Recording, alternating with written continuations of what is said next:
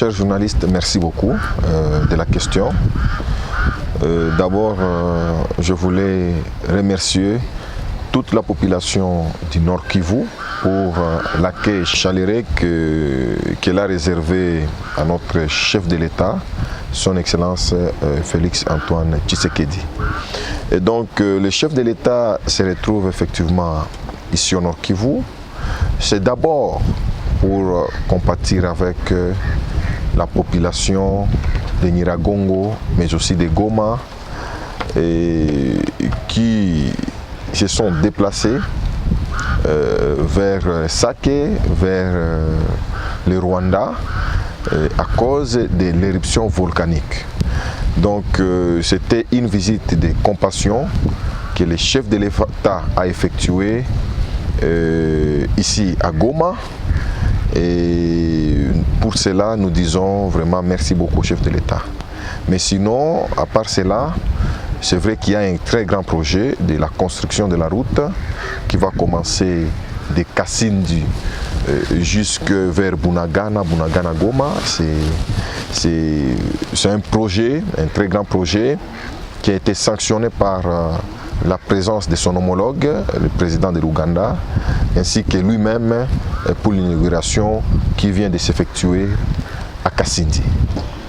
Le député national Patrick Monyomo, toujours aux côtés du chef de l'État, on vous a vu également, avant l'arrivée du chef de l'État, vous étiez dans la suite du Premier ministre. Pourquoi seulement Monyomo? Déjà s'interroge, pourquoi seulement lui, l'île de Goma? Oui, avant de répondre peut-être à la question, je voulais aussi compléter ma phrase parce que vous m'avez interrompu effectivement. Et donc, à part la visite de compassion du chef de l'État, à part inaugurer les grands projets de la construction de la route de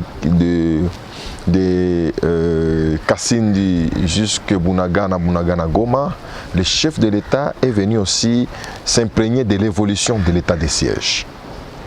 Et donc, aujourd'hui, je peux vous dire effectivement que tout va bien. Le chef de l'État a eu des réunions sécuritaires qu'on ne peut pas dévoiler. Et je voulais en profiter pour dire à la population que tout va bien. Et donc, nous soutenons l'état de siège, nous, les députés nationaux, qui représentent toute la population. Et de la même façon, le chef de l'État va se rendre à Bunia, à Ituri, effectivement pour voir aussi dans cette province comment l'état de siège évolue. Voilà. La question c'était de savoir, le député Patrick Monyomo, toujours aux côtés des grands passants de ces pays, notamment les autorités. Bon, je suis député national. Je représente toute la population de la RDC, en particulier celle du Nord Kivu. Je suis élu de la ville de Goma et donc moi j'espère que à chaque fois qu'il y a une autorité nationale, internationale qui pourrait venir à Goma, au Nord Kivu, et voilà, c'est comme ça qu'on peut toujours l'accompagner. Pour de ce qui concerne le Premier ministre, moi je ne sais pas pourquoi j'ai été sélectionné. On m'a appelé de la primature pour dire que je dois accompagner le Premier ministre. C'est de cette façon que la présidence aussi m'avait appelé pour dire que non, ce serait mieux que je sois à Goma pour accompagner le chef de l'État.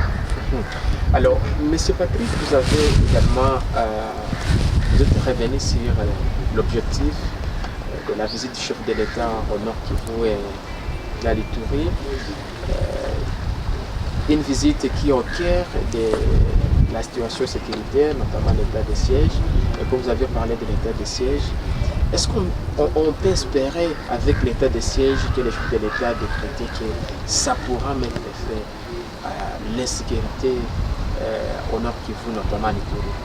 Oui, comme je disais, nous soutenons l'état de siège.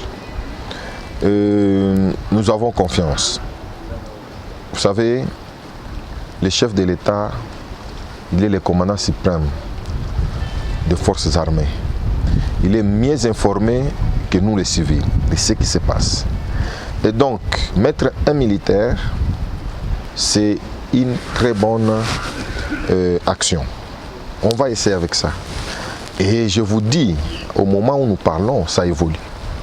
Ce qui est vrai, la population voulait voir effectivement le gouverneur militaire au front, à Beni, pour réconforter nos troupes. Parce que aujourd'hui, nous avançons. Aujourd'hui, on est en train de repousser l'ennemi. Et je crois que demain, on va anéantir l'ennemi et nous allons revivre le Nord Kivu d'avant, le Nord Kivu de la paix, où nous avons eu à recevoir des touristes, où nous avons eu à développer notre province. Et donc, j'espère que l'état de siège prendra fin d'ici là. Et pensez-vous que toutes les stratégies sont mises en œuvre afin que ces groupes armés soient éradiqués complètement? Bien sûr, parce qu'avant que le chef de l'État puisse décréter l'état de siège, sécuritairement, tout était déjà prêt. Tout était déjà prêt. C'est pour cela qu'aujourd'hui, vous êtes informés que ça va. Ça évolue. Nos forces armées, que j'encourage toujours, sont en train de repousser l'ennemi. Donc nous aurons un résultat favorable à notre population. Pensez-vous que cette armée a besoin de l'appui de la population congolaise? Bien sûr, nous représentons cette population et l'armée sait qu'elle a notre soutien. C'est vrai que le débit avait quand même un peu de difficultés, on ne peut pas ignorer cela, du point logistique, du point moral, tout ça. Le chef de l'État s'est rendu même jusqu'à Beni. Et à Beni, il y aura des réunions stratégiques, tout ça, où il va aussi continuer à réconforter, à donner du moral à notre armée. Alors, malgré l'état de siège, il faut préciser qu'il y a certains groupes armés qui continuent à résister, qui ne veulent pas déposer les armes et de se rendre au gouvernement congolais. Le député Patrick Mouyongo accompagne toujours les chefs de l'État. À travers cela, quel message que vous pouvez lancer encore à tous ces groupes armés qui hésitent de se rendre? Oui, je crois qu'au Nord Kivu, il y a eu beaucoup de groupes armés, beaucoup. Mais aujourd'hui, trop peu est encore dans la brousse. Beaucoup s'est rendu.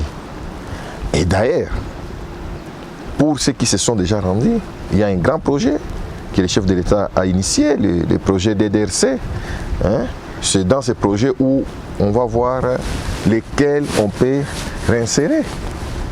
Mais ceux qui hésitent encore, c'est le grand moment de revenir en bon et due forme. Parce que stratégiquement, ce qui pourrait arriver, peut-être ça sera en l'air de faveur. Donc moi, je peux les conseiller, ceux qui sont encore dans les groupes armés, vraiment de revenir. Il y a le gouverneur militaire qui est là, qui va les accueillir avec tous les services concernés, parce que on ne peut jamais avancer si nous sommes encore en insécurité. C'est le grand moment pour nous de dire non au massacre, de dire non aux tueries, de dire non à ce phénomène-là de 40 voleurs, de dire non au tribalisme. Nous voulons voir notre province Nord Kivu avancer, développer. Nous avons tous les atouts ici. Il y a des partenaires qui sont prêts à venir investir ici. Nous devons lutter contre le chômage qui nous entoure. Et donc, c'est le grand moment vraiment de nous-mêmes, à ce que nous puissions nous interpeller nous-mêmes et à faire avancer notre province dans la paix et dans le développement. Alors, comme nous tendons vers la fin de cet entretien, on a évoqué également les volets liés à la situation humanitaire. Les gens savent que Goma a connu ses environs suite à l'éruption du volcan Nyiragongo, on le sait bien. Les gens s'interrogent sur les stratégies que le député Patrick Mouyongo met toujours en œuvre. On les voit toujours, surtout à la première ligne. On vous a vu, peut-être il faut le dire, parmi les premiers qui ont apporté leur appui, leur assistance à tous ces sinistrés. C'est quoi votre stratégie? Bon, il n'y a pas vraiment de stratégie. Moi, je crois que c'est la conscience. Vous savez que je suis élu de Goma. les gens de Bouéné c'est au niveau de Nyiragongo, donc les déplacés de cette éruption qui ont manqué où c'est dormir, qui ont manqué de quoi manger, qui ont manqué des habits, tout ça, ce sont mes électeurs aussi. Parce que Nyiragongo et Goma, il n'y a pas de frontières. Et même pendant la campagne, j'ai eu des fois à traverser, je me retrouve vers Nyiragongo. Moi, je n'avais pas de choix. J'ai utilisé tous les moyens pour que je me rende urgemment à Goma.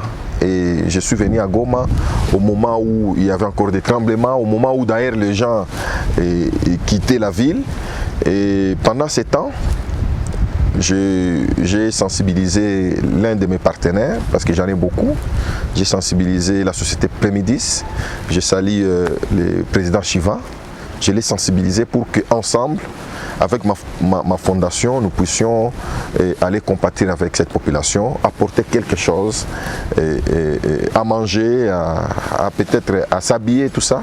Et c'est comme ça que je suis allé les rendre visite pour apporter les vivres et les non-vivres.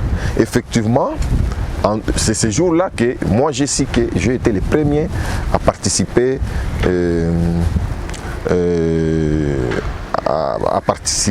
à donner quelque chose aux déplacés. Mais après, effectivement, on a vu aussi la fondation de la Première Dame, la fondation Denis Nyakero qui est passée aussi là-bas. Il y a eu tant d'autres, hein, mais aussi, nous venons de là, il y a seulement 2 jours, avec le chef de l'État. Et c'est sur le même site où le gouvernement a apporté aussi son soutien. Sans oublier, effectivement, c'est la 3e fois que j'arrive là-bas. La première fois, c'était d'abord moi-même, avec la fondation, en partenariat avec Prémidis. La 2e fois, c'était avec le Premier ministre, au nom du gouvernement. Et la 3e fois, nous venons d'accompagner les chefs de l'État pour compatir avec cette population. Des milliers de personnes sont toujours sans abri. Quel plan pour la sortie de cette crise que vous proposez en tant qu'élément? Oui, le chef du gouvernement était accompagné de quelques membres de son gouvernement, y compris le ministre de la Santé, le ministre de l'Aménagement du Territoire, le ministre du Budget, le ministre de la Communication et porte-parole du gouvernement, et tant d'autres. Le ministre des hydrocarbures, le ministre de l'énergie, le ministre du tourisme. Donc ils ont accompagné les chefs de l'État parce qu'en réalité, par rapport à cette éruption volcanique, tous les ministres sectoriels étaient concernés. C'est-à-dire, on est à côté du lac Kivu ici, il fallait voir les mécanismes de dégazage du gaz qui se trouve dans le lac Kivu. C'est pour cela que le ministre de l'hydrocarbure était venu. Par exemple, le ministre de l'aménagement du territoire, il est venu parce qu'après, il fallait chercher des sites où on peut reconstruire à ces sinistrés. Vous savez, ce n'est pas... on ne peut pas accepter à ce que les gens puissent construire au-dessus des laves, donc il fallait chercher des sites proposés, disposés par le gouvernement, sur lesquels les sinistrés peuvent avoir des maisons. C'est comme ça que le ministre de l'aménagement du territoire était venu et nous espérons que le gouvernement va prendre responsabilité pour répondre positivement à la demande de se déplacer de l'éruption volcanique. L'avant-dernière question, le ministre national Pius Mwabilo, celui à charge de l'urbanisme, a proposé, il y a un plan déjà, que la ville de Goma, votre fief électoral, soit délocalisée. C'est quoi votre point de vue? Bon, je crois qu'on est en train encore de travailler sur les dossiers. C'est vrai qu'il n'est pas seul. Il travaille avec le ministre de l'aménagement du territoire, mais aussi avec le ministre des Affaires foncières. Bon, on nous a parlé de ça, mais en réalité, c'est un dossier qui n'est pas encore passé dans les conseils des ministres, donc nous, on ne peut pas prendre ça en considération. On ne peut pas prendre ça en considération, peut-être qu'ils sont en train de discuter à leur niveau. Les jours où ça passe dans les conseils parce que nous sommes toujours informés. Vous savez que nous devons aussi encourager notre ministre de la Communication et porte-parole du gouvernement parce qu'à chaque conseil des ministres, le compte rendu est toujours public. Et on n'a pas encore vu là où c'est mentionné qu'effectivement on va délocaliser la ville. On attend à ce jour-là qu'il y aura quand même des discussions par rapport à cela. Pensez-vous que c'est opportun? Je crois qu'on doit d'abord en discuter. On doit en discuter même au niveau de l'Assemblée nationale. Nous qui représentons, nous qui connaissons notre province, nous devons d'abord en parler pour savoir si c'est possible.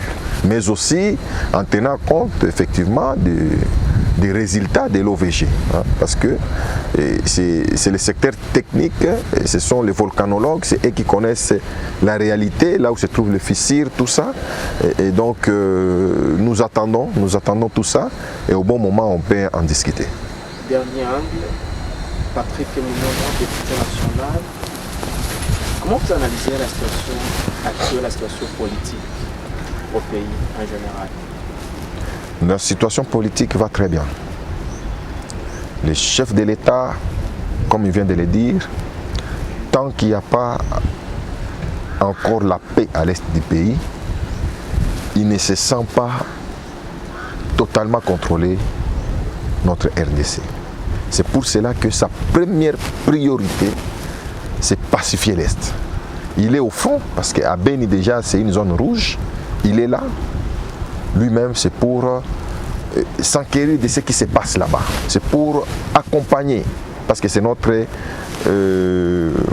commandant suprême des armées. Il est là, il est accompagné de toutes les autorités militaires et politiques. Donc, j'espère que nous allons terminer ces problèmes d'insécurité et le pays va rester dans le calme. Les gens vont venir, les partenaires vont venir investir ici. Et voilà, nous souhaitons bonne chance au chef de l'État, son Excellence Félix Tshisekedi. Vous êtes membre de l'Union sacrée. Pensez-vous que ça pourra nous amener aux élections en 2023, cette union sacrée prônée par le chef de l'État? Je l'espère bien. Je l'espère bien. Il n'y a pas longtemps que, effectivement, nous avons eu le nouveau gouvernement, qui est le gouvernement de l'Union sacrée. Aujourd'hui, nous sommes majoritaires au niveau de l'Assemblée nationale, comme au Sénat. Et j'espère que l'Union sacrée va nous amener jusqu'aux élections. Malgré les guéguerres entre l'INC, qui est un parti allié au chef de l'État du DPS? Partout, il y a toujours des guéguerres. Partout. Partout. Malgré ça, mais écoutez, qui est le ministre du budget? Il est de quel parti? Parce que vous dites l'INC avec l'Union sacrée. Qui est le vice-ministre de la Justice? Qui est le ministre des petites et moyennes entreprises? Ce sont des ministres de l'Union sacrée. Donc les guéguerres, ça existe toujours. Non, je m'excuse, ce sont les ministres de l'INC. Mais les guéguerres, ça existe toujours. On ne peut pas les souhaiter, mais ça existe partout. Mais en réalité, c'est une grande famille et ce sont des linges sales qui vont se laver dans notre grande famille. Alors, Patrick Mounion, pour finir, j'aimerais que vous puissiez lancer un message par ce dévoilé par rapport d'abord à la population congolaise, par rapport à l'état de siège, la population qui l'accompagne aussi à l'état de siège, parce que c'est une population qui a longtemps mépris a besoin de la paix, de la sécurité. Également, j'aimerais que vous puissiez lancer un message à la population congolaise par rapport à l'appui, à la soutien du chef de l'État.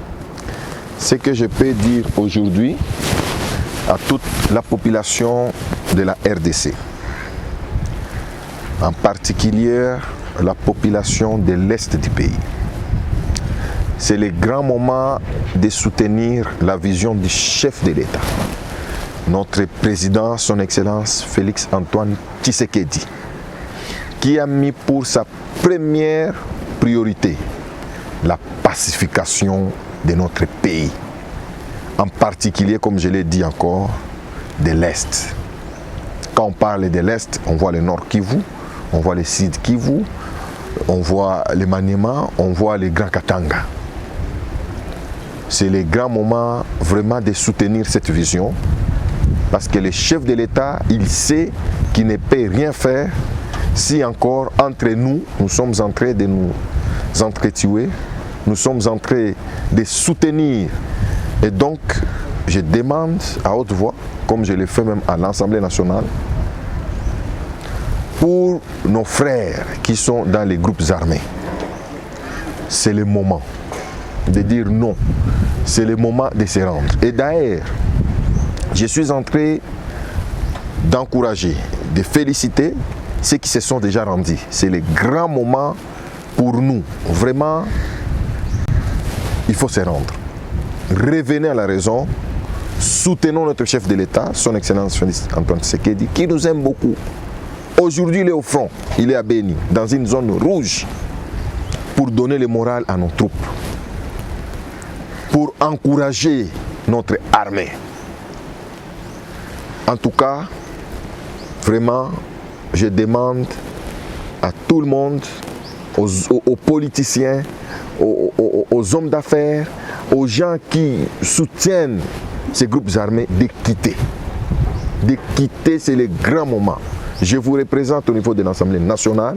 Nous voulons la paix. Si nous avons la paix, nous allons d'abord pacifier notre province. Nous aurons des partenaires qui viendront pour développer notre zone de l'Est.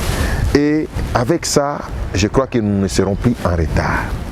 Vraiment, continuer à se ranger derrière la vision du chef de l'État. Et je vous remercie. Merci, Honorable. Merci. Merci.